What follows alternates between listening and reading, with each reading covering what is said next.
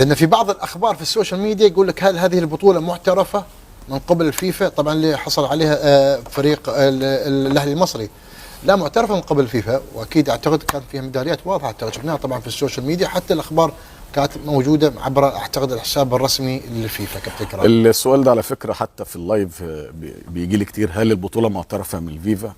الظاهر هاني ابو ريده ده ممثل للفيفا وعضو المكتب التنفيذي بقاله 30 سنه، كان فوتوشوب، كان وجوده فوتوشوب. ميداليات المركز الاول كان وجودها فوتوشوب. الكاس الجديده اللي معمول من الفيفا فوتوشوب. ال2 مليون دولار اللي خدهم النادي الاهلي فوتوشوب. كل ده فوتوشوب. يعني انا مش عارف. طب ايه ده اول بطوله رسميه تدخل نادي، مش نادي بس، ده نادي ومنتخب كمان.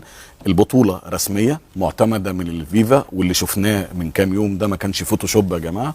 الكلام ده كله اللي بيشكك في البطوله ده عبد الله ما وصلهاش، واللي بيشكك في البطوله يروح يشتكي زي ما برضو كانوا بيتكلموا في نادي القرن، وفات 25 سنه من نادي القرن ولسه ما حدش اشتكى، فيضموا شكوى البطوله معتمده تكثر الشكاوي مع نادي القرن. شكرا كابتن كرام.